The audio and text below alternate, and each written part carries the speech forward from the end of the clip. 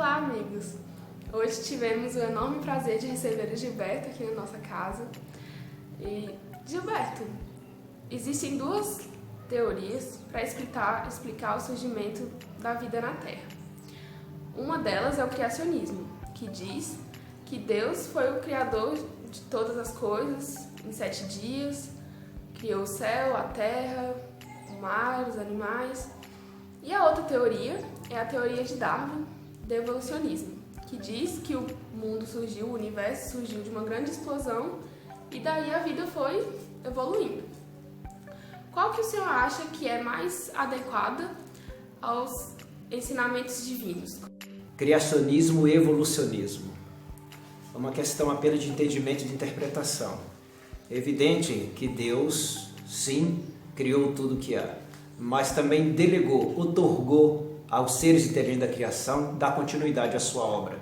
Nós temos as duas coisas, a criação do que há no universo e temos também a evolução por si só dos seres que aí se encontram.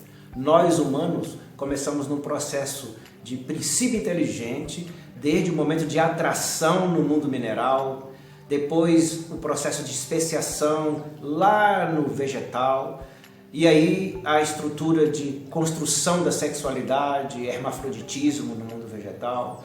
Depois caminhamos para a unissexualidade no mundo animal. Aí com o princípio inteligente entramos aonde? Na razão e na consciência do mundo hominal. Estamos nessa caminhada longa. Que esses 7 dias, dando o homem como a obra máxima do Criador, na realidade são períodos. As traduções das escrituras não fala a palavra dia, fala período. Os períodos, se formos olhar na idade geológica da Terra, ele tem uma contagem, que você vai passando de dias, meses, anos, séculos, milênios, época, era, período. Então, período é algo muito longo. Precisamos ter um entendimento para sair um pouco dessa fantasia. Então o Criador otorgou sim aos seres inteligentes da criação, que são o que ele cria constantemente, para administrar o que deve ser feito e permitir que a natureza por si só, alcançando o mérito, em um determinado estágio, há que se desenvolver para melhorar a sua espécie. Tanto é que a nossa escola espírita fala da trindade universal. Nós temos Deus, Espírito e matéria. Entre a matéria e Deus há os espíritos, os seres inteligentes da criação, em que ele coloca nesse universo gigantesco para administrarem, como faz um administrador de empresa, um empresário, em que ele tem a subdivisão de setores e tarefas, de funções, para que a empresa dele funcione bem. Ora, nós que somos frágeis e defeituosos em inteligência, considerando a inteligência absoluta que é Deus, imagine ele se não iria colocar os seus seres criados simples e ignorantes para não desenvolver alguma coisa. Então sim, tudo é criado pelo Pai amantíssimo e todos os co-criadores trabalham sobre a sua vontade, sobre o seu influxo, sobre a sua energia, virtude e amor. E evidentemente que ele delega tarefas para que nós possamos, nesse aprendizado contínuo, crescer em destino à luz. Gilberto, o senhor falou um pouquinho sobre Mamon na palestra. E há 2000 anos, Jesus, o nosso grande mestre, veio nos alertar sobre Mamon e sobre a influência que ele tem em nossa vida. Passados 2000 anos, nós ainda estamos muito enraizados no que Mamon oferece. A minha pergunta para o senhor é: por que ainda temos tanta resistência em se libertar de Mamon e como podemos fazer para nos libertar dele? Nós estamos, vamos dizer assim, temporariamente passando uma experiência espiritual no mundo material. Nós não somos do mundo material. Como nós saímos recentemente de mundos primitivos, numa linguagem pedagógica, jardim da infância, creche, estamos em provas e expiações, que é o ensino fundamental, e vamos agora na transição para a regeneração, que é o ensino médio ainda, nós ainda estamos muito ligados ao nosso primeiro degrau, que é muito instintivo. No primeiro momento é só instinto, caçar para se alimentar, esconder para fugir da lava do vulcão, da ventania forte, da chuva muito violenta. Então é apenas instintivo logo na estrutura primitiva. Aqui em provas e expiações nós começamos a ter o requinte do instinto, que são sensações. Então nós gostamos dos sabores do alimento, nós procuramos os melhores restaurantes, procuramos os perfumes que nos agradam, olhamos para o colorido e desenho das roupas que nós utilizamos, na escolha do carro, a característica do modelo, do ano, da cor, da capacidade do motor para se movimentar. E dá uma estrutura do instinto aformoseado para as sensações. Vivemos de sensações. E depois nós vamos começar a construir, na transição para a regeneração, o nosso sentimento. O objetivo para nos libertarmos de Mamon é o amor. Enquanto não tivermos o amor em nós, introjetado enquanto seres oriundos do amor, nós vamos ainda conviver num processo de bipolaridade entre o instinto, entre a sensação e entre a afetividade. Então esse processo de libertação não se dá num salto. Tanto que a escola espírita diz, a natureza não dá salto, você não consegue fazer isso de forma abrupta, é num aprendizado consecutivo que nós vamos ajustando. Um exemplo muito prático dos nossos dias, havia uma maneira de se alimentar desreguladamente, as pessoas se alimentavam de qualquer jeito. Com o avanço dos estudos, que volta para a primeira questão da criação e da evolução, começamos a aprender com as ciências da saúde que determinados alimentos não são adequados para determinadas pessoas, que determinadas alergias estão relacionadas ao padrão de alimentação que consumimos e que determinados grupos sanguíneos, olha que interessante, não podem consumir certos alimentos. Olha que maravilha. Isso é o que? Evolução também, mas ao mesmo tempo um processo de libertação do espírito, o ser inteligente da criação, daquela estrutura primitiva de comer por comer, de dormir por dormir, de procriar por procriar. Ele agora começa a pensar no que faz, a sentir o que faz e dando um modelo de qualidade para construir algo em si que possa libertá-lo do prisionismo, né? Da cadeia que o mundo material nos atrai. Então, a Terra foi muito mais inóspita para nós. Nós tínhamos no passado muito mais medo. O ser humano teve medo do fogo, teve medo do raio. Inclusive achava que o trovão era um ser sobrenatural. Acreditava quando caía um raio, né? Quando havia uma movimentação, chamam de corisco no interior, que havia um ser ali, alguns disseram que havia um demônio querendo queimar as pessoas. Hoje se entende que são descargas atmosféricas. Está ligado à evolução, mas ao mesmo tempo à capacidade de compreender o planeta. Antes as forças telúricas da Terra nos dominavam. Nós agora estamos dominando essas forças. Transformamos as cachoeiras não em elemento de medo, mas em retenção da água para poder iluminar cidades. Antes a estrutura radioativa poderia nos matar, hoje vai ser elemento para poder iluminar, construir aparelhos. O vento dava mais medo de nos empurrar ou talvez levar um barco para qualquer lugar. Hoje a energia eólica está fazendo o vento gerar energia para nos iluminar, fazer movimentar motores. Então nós vamos dominando a natureza. Nesse processo vamos alcançando o domínio de nós mesmos e a partir daí não vai ser a escolha porque a natureza quer. É a escolha porque nós, seres inteligentes, queremos. Aí sim, nos libertaremos do jugo da matéria e passaremos a ser senhor de nós mesmos e seguir em frente sem independência material. Gilberto, há uma teoria em que relaciona a nossa relação com Deus com os nossos chakras, que André Luiz denomina como os centros de forças do nosso corpo. O senhor pode nos explicar algo a esse respeito? As escolas orientalistas trabalham muito com essa questão dos chakras, que são 7 pontos no nosso organismo do corpo perispiritual ou que reveste nós enquanto espíritos na Terra. Na década de 70, 72, na Universidade de Kirov, na Universidade de Kirov, na União Soviética, foi feita uma pesquisa acidental de um aparelho que eles estavam testando, onde conseguiram visualizar o corpo bioplasmático, que Kardec denomina de perispírito, que faz com que nós mantenhamos ligado ao corpo físico, é o psicossoma. Mas os orientais já faziam comentário sobre esses chamados chakras, são vórtices com cores e circularidades diferenciadas, alguns têm 12 camadas, como se fosse uma pétala de uma flor, né? Várias pétalas, algumas girando em sentido contrário. Então, se tem 12 pétalas, a primeira gira anti-horário, a outra horário, depois anti-horário e horário. E esses vórtices, ou esses centros de forças, como André Luiz nos ensina em suas obras, têm relação com o nosso sentir e a nossa ligação com a divindade. Os orientalistas não estão, né, tão distante dessa realidade. Mas o que significa? Vamos explicar de uma forma mais direta.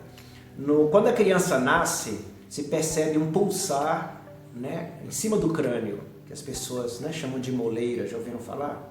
Então, ali tem um chakra coronário, chama assim, o centro de força coronário. E se liga ao quê? Se liga ao universo, ao infinito. Se é a divindade, se é outro planeta, se é outros espíritos, não se sabe, mas é uma área nossa que faz a ligação com a consciência plena, com tudo que há no universo. Esse fio condutor que une as humanidades, porque nós somos todos filhos da inteligência suprema. Depois nós vamos dividir entre os olhos, nós temos o chakra frontal, próximo abaixo da boca, o laríngeo, depois vamos ter o duplexo, que fica na lateral esquerda, depois vamos ter o umbilical, que cuida do tratamento da alimentação, e vamos ter o famoso genésico, que ele tem a função de gerar a energia divina em nós para quê? Procriar, possibilitar que o Filho de Deus venha ao mundo material. Então nós temos uma ligação sim com a divindade nesse processo de que somos seres divinos, porque fomos criados por Deus. E aí nós, esses elementos de sustentação para o nosso sentir, o nosso pensar e o nosso agir.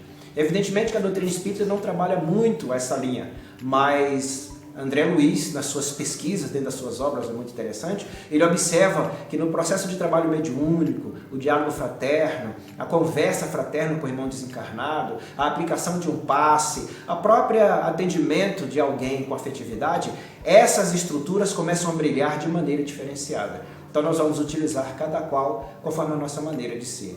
Quem é mais ligado ao infinito, às coisas que transcendem a matéria, evidentemente que o chakra coronário vai estar muito aberto, como se diz, a coroa dele coronariana, no centro do cérebro, lá na cabeça, vai estar ligado ao universo. Aquele que é muito ligado às estruturas das relações interpessoais, o chakra frontal, de prestar atenção, de conversar, de assimilar o próximo, que é o nosso olhar, né, para o próximo, a troca de olhares, vai estar funcionando. Se a nossa fala é sempre de edificação, que não saia palavras torpes de vossa boca, porque a boca fala do que está cheio o coração, esse chakra vai vibrar amor. Se o que nós nos alimentamos não é por um processo de gula, mas por subsistência do santuário do espírito, que é o corpo, evidentemente que o processo digestório terá um cuidado em separar a alimentação e tudo que não for adequado para o nosso organismo físico será eliminado por ele. E no processo da conjunção carnal, né, que é a relação sexual entre os seres, para trazer ao mundo o Filho de Deus, evidentemente que se há um sentimento de amorosidade, respeito e afetividade entre aqueles seres, o chakra genérico, esse centro de força, vai emitir as energias divinas, para que isso possa dali sair um ser que imante ternura e amor dentro daquela família, dentro daquele lar conjugal e fazer a reconstituição do planeta como o reino de Deus, que Jesus disse que iria ser um dia, por intermédio do nosso pensar, sentir e agir. Então, somos energia e aí nós, pontos energéticos para isso andar. Evidentemente que demanda mais estudos e na área orientalista, né, da área psíquica, eles têm bastante conhecimento na China, na Índia, de uma profundidade muito bela. Mas sim, há em nós pontos energéticos para fazer atendimento. E tanto que algumas pessoas do chakra, do plexo, próximo ao coração, expande para as mãos. Tem gente que está aplicando o passe e consegue sentir as mãos esquentar. Então, nesse sentido, ele está ampliando a energia do chakra do amor, que é do sentir o próximo como a si mesmo. Então, Gilberto, para encerrarmos, sabemos que muitas palavras de Jesus são interpretadas de maneira errada. E tem uma pequena frase que muitas pessoas também a interpretam de maneira equivocada, que é a seguinte: a felicidade não é deste mundo. Gostaria que o senhor discorresse um pouquinho sobre essa seguinte frase de Jesus e nos explicasse de qual felicidade Jesus está falando, e se ela não é deste mundo, de qual mundo então ela é? A felicidade não é deste mundo. Por que um ser de paz, de luminescência, mansuetude, humildade, de piedade e perdão, de compreensão, acolhimento, de fraternidade e de ternura iria falar disso para nós? É do mundo que carregamos em nosso íntimo. Se nós acordarmos todos os dias em silêncio e caminharmos pelos jardins e pelas praças, Vamos verificar a alegria dos pássaros agradecendo a Deus por existir. Vamos perceber o bailado das árvores porque o vento está tocando seus galhos e é o único momento que elas conseguem se movimentar com liberdade, fazendo balé na sinfonia do movimento do ar. Nós recebemos o amor divino de Deus e a exemplificação material dele, de Jesus, no mundo. E nós temos dificuldade em aplicá-los em nós mesmos. O nosso mundo interior é cheio de sombras. Há que se retirar essas sombras para a felicidade se fazer manifesta. Nós somos felizes porque somos originários do amor. Deus é felicidade, Jesus é felicidade. E nós, irmãos em Jesus e filhos de Deus, é para nós distribuirmos felicidade. Mas a valorização egoística e orgulhosa do materialismo, voltemos para Mamon, achamos que o ter é mais importante que o ser, consideramos que a nossa religião é mais importante do que a outra, achamos que a questão de escolhas profissionais, de escolhas sociais, por onde morar ou política, nos diferenciam dos outros, perdemos a oportunidade de sermos felizes. Criamos barreiras entre nós mesmos. Nós estamos no mundo para sermos pontes iridescentes entre cada um de nós. Por isso que Jesus pediu para amarmos uns aos outros como Ele nos ama e a Deus sobre todas as coisas. Se nós pudéssemos praticar isso todos os dias, o mundo não teria as mazelas que aí se encontram. Não existiriam os melindres, o mal-estar, o mal-entendimento. Então, Jesus está falando do mundo interior. Porque o mundo exterior, ele é belo. E tudo que Deus cria é para o bem de todos nós.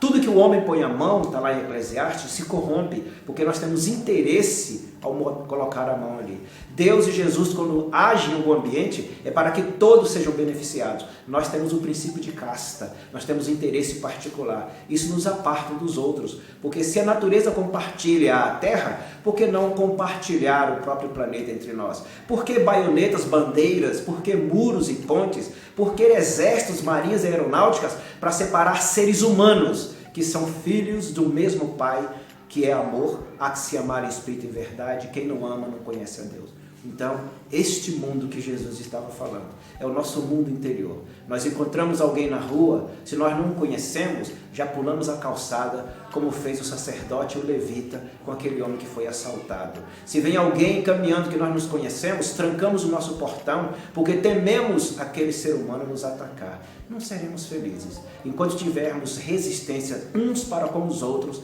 perderemos a oportunidade de construir a ponte de amor. E só é possível amar se relacionarmos uns aos outros como se fosse nós mesmos. Aí sim, o amor de Deus estará em nós e o entusiasmo de viver se fará presente e nós cantaremos hosana nas alturas, como os pássaros cantam todos os dias de manhã ou todas as noites quando vão dormir, agradecendo existir. Gilberto, muito obrigado pelas palavras, muito obrigado pela palestra e que Deus abençoe a todos nós.